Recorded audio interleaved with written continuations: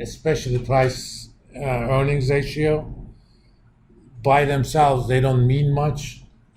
They're much better either comparing it historically or to another company.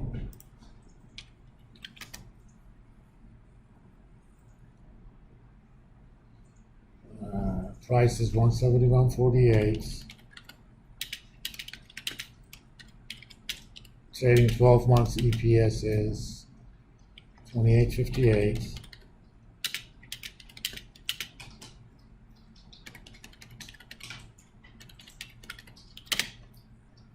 It's 6.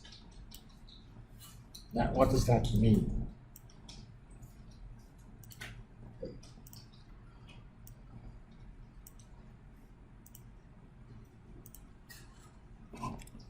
One of the easier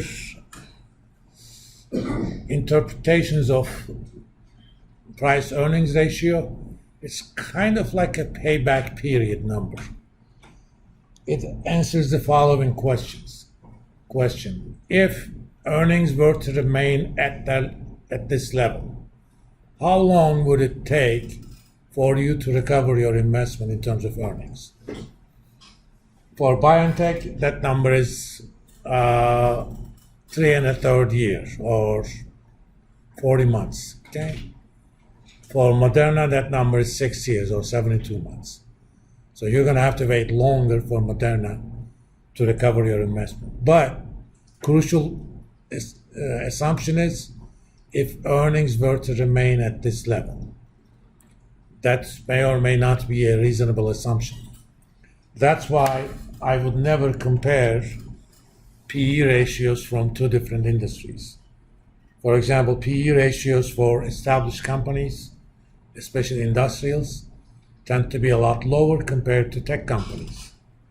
For example, let's look at the Johnson & Johnson, which is a biotech company, but it does other stuff as well. I'm just going to look at the given PE number. I'm not going to calculate it separately. 24.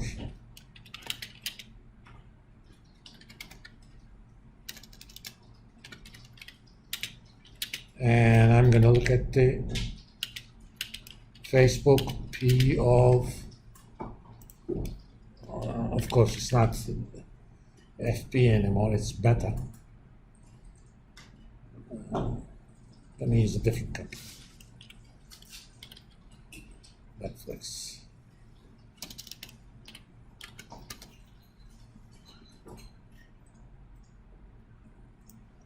$38.06.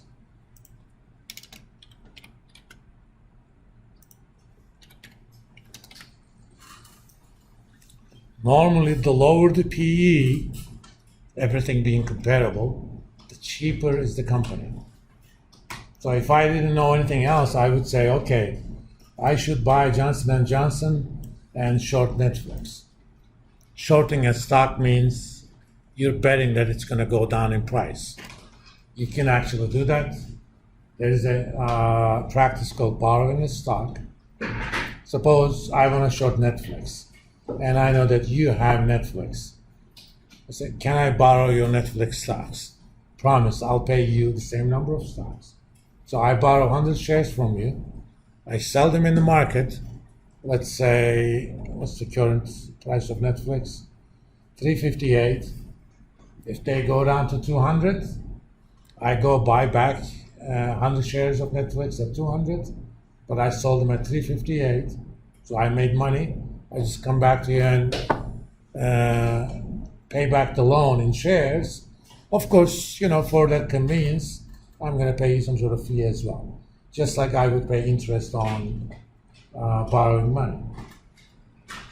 For example, Robinhood borrows certain stocks that I'm keeping and pays me a little bit something.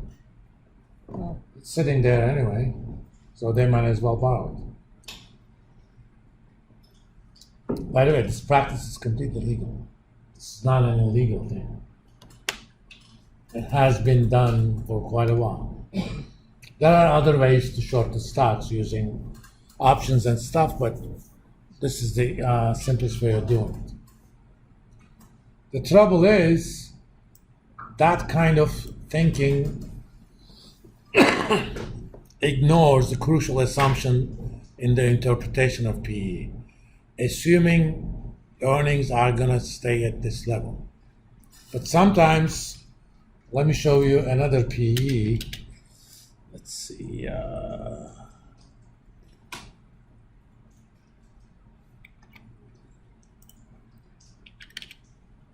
think Amazon.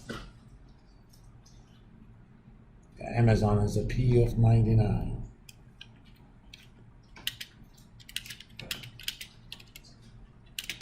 Google.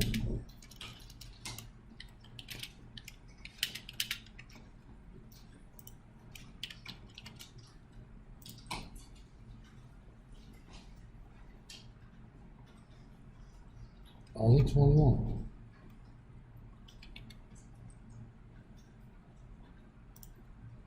And based on that alone, maybe I should buy Google short Amazon. But don't ever make that trade without thinking, okay, what's going on? Why is the market willing to wait 99 years, assuming the same level of earnings, for Amazon, but only 21 years for Google? Well, that has to do with future growth opportunities. If market expects that earnings are going to grow much faster, then higher PEs are justified. And at least in FinanceYahoo.com, one of the tabs is called Analysis. And at the very bottom, there are growth estimates. Analysts estimate that Amazon is going to grow at a rate of 15% over the next 5 years. Overall U.S. economy, that's Google, I'm sorry. Overall, the U.S. economy is going to grow, expected to grow at a rate of maybe 2-3% at most. Let's look at Amazon. If Amazon is not expected to grow much faster, then definitely buy Google and short Amazon. At least that's a trade idea. Whether or not you should do it requires deeper analysis.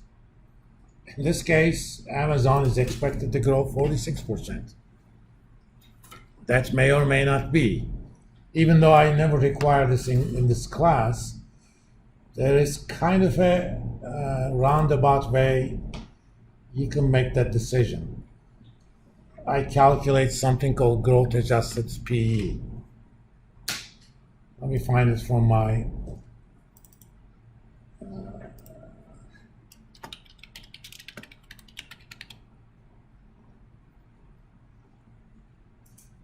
I may have even done it for this class last year.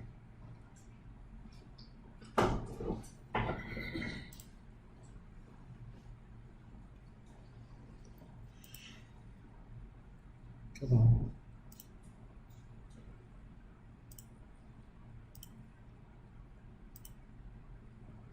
For some reason.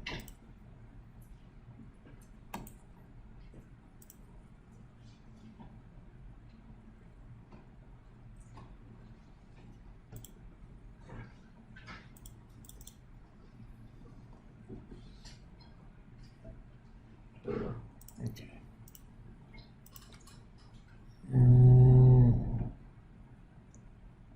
This calc asks the following question: if I can assume some sort of growth path, how long would it take me to recover the investment? Let's do it for Amazon.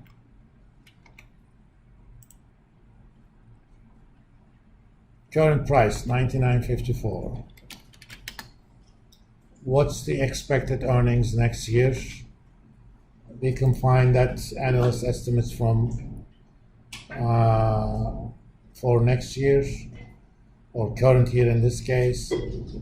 On average, analysts estimate $1.42 of earnings for Amazon. Expected 5-year growth rate is 46%. I'm going to add a terminal growth of 5%. I'm basically assuming after the next 5 years, Amazon is grow at rate of 5%. That's kind of the nominal growth rate of the US economy. So on a growth adjusted basis, and I truncated the growth after 5 years quite a bit, it's going to take you about 12 and a half years to recover your investment, assuming Amazon grows at that rate, okay, over the next 5 years. So 99 may be a reasonable number. Let's look at Google now. 95 is the price. Where are Why did it go to crypto? Analysis. Average, they expect to make $5. Expected 5-year growth was 15.5. That's just 1032 versus 12 something. So Google is still cheaper than Amazon, at least according to this metric, but not that much cheap. Because if you go on just PE alone, it says, come on, you can't lose. Buy Google, short Amazon. But there's a good reason market prices that way. That doesn't mean Amazon is necessarily going to grow at 46% next 5 years. That's what analysts are expecting. If you believe that Amazon can grow only 30, that's a different number. For example, by the way, Control Z in Excel or computer undoes the last actions if you do it a few times. So I'm just going to change that to 30. Now that's 10 versus 17. That's all, assuming all those assumptions are valid. That's a no-lose trade over the long term. In the short term, anything can happen. I'm viewing these as investments. All right.